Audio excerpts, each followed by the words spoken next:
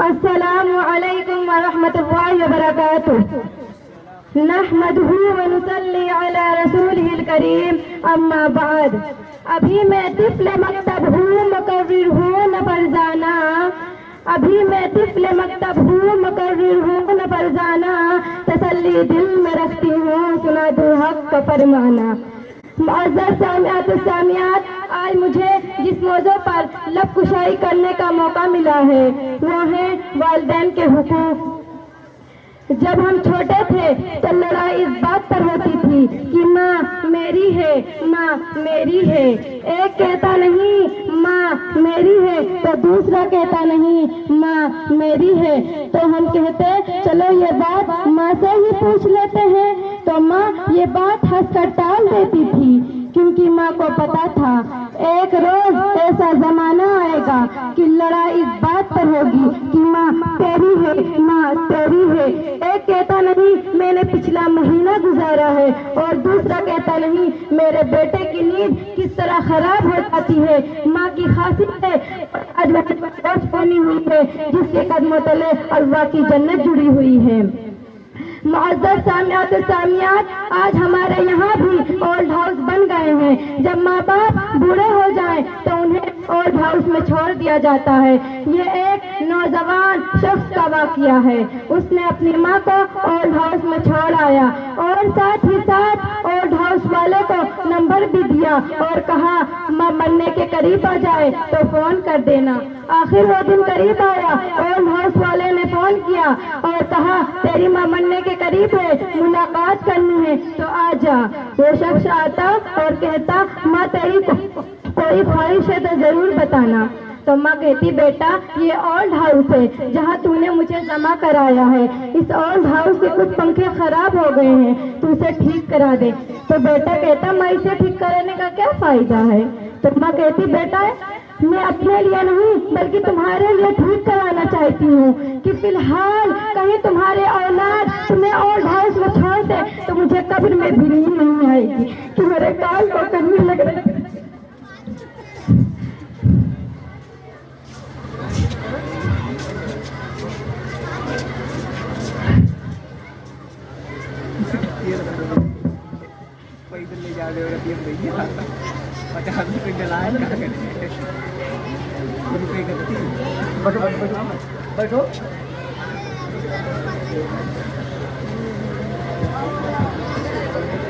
بچی ایموشنل ہو گئی ہے.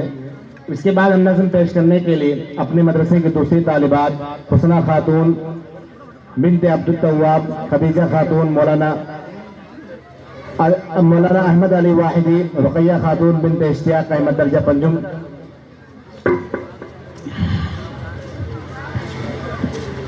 اور دوسری طرف اور ایک طرف اللہ تعالیٰ نے ماں باپ کے ساتھ حسن سلوک اور اچھا برتاؤ کرنے کا حکم دیا اور کہا اگر تم ان کو اف بھی کہو گے تو یہ حرام کا اقرار ہے. اور دوسری طرف یہ وعید فرمائی کہ اگر تم اپنے والدین کے ساتھ اچھا برتاؤ نہیں کرو گے، ان کے ساتھ گالی گلوچ کرو گے، ان کو مارو گے، پیٹو گے تو سن لو اس کا ٹھکانہ جہنم ہے. چنانچہ اللہ کے رسول صلی اللہ علیہ وسلم نے فرمایا اللہ کی رضا والدین کی رضامندی میں ہے اور اللہ کی ناراضگی والدین کی ناراضگی میں ہے.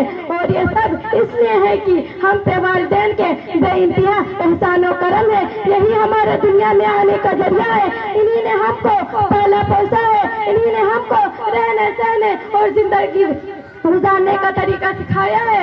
انہی نے ہم کو اگر یہ نہ ہوتے تو ہم ادھر ادھر لاوارثوں کی طرح بھٹکتے رہتے. اگر یہ نہ ہوتے تو ہمارا کوئی پرسان حال نہ ہوتا. لوگ ہمیں گالی گلوچ دیتے، ہمارا کوئی نام نہ ہوتا، ہمارا کوئی عزت نہ ہوتا، ہمارا کوئی پہچان نہ ہوتا. لوگ ہمیں کوستے، گالیاں دیتے اور भला बुरा कहते। आखिर मैं रब्बुल इज्जत से यही दुआ करती हूँ कि या अल्लाह तमाम बहनों और भाइयों को माँ बाप के हुकूक अदा करने की तौफीक अता फरमाए, आमीन। निराली है जो दुनिया में मशक्कत पाप करता है, निराली है जो दुनिया में मशक्कत पाप करता है, अनोखी अपने बच्चों से मोहब्बत बाप करता है।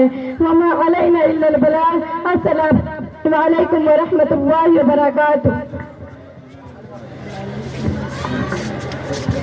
माशाअल्लाह, बहुत खूब। ये जज्बात हकीकी तौर पर वालिदैन की मोहब्बत की तर्जमानी कर रहे थे।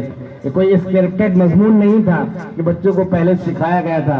ये बच्ची के सच्चे जज्बात थे जिनको अपने अल्फाज के जरिए से, अपने ज़बान के जरिए से आपके सामने बयान कर रही थी कि वालिदैन जो हमारे दुनिया में आने का सबब होते हैं, वालिदैन जिनके जरिए से इंसान का वजूद होता है, लेकिन जब हम बड़े हो जाते हैं, जब हमारे पास माल दौलत हो जाती है, तो हम अपने वालिदैन के हुकूक को फरामोश कर देते हैं। जिन वालिदैन ने हमको मोहब्बत से पाला होता है, जिन वालिदैन ने हमको मोहब्बत और शफ़क़त से दूध पिलाया होता है, लेकिन मेरे अजीजों, जब हम बड़े हो जाते हैं अपने वालिदैन के हसनात को फरामोश कर देते हैं। इस बच्ची ने इंतहाई खूबसूरत अंदाज में एक सच्चे जज्बात का अपने अल्फाज के जरिए से बयान किया है और एक हकीकत को वाज़ेह किया है जो आज के माशरे की तहजीब की अक्कासी करता है।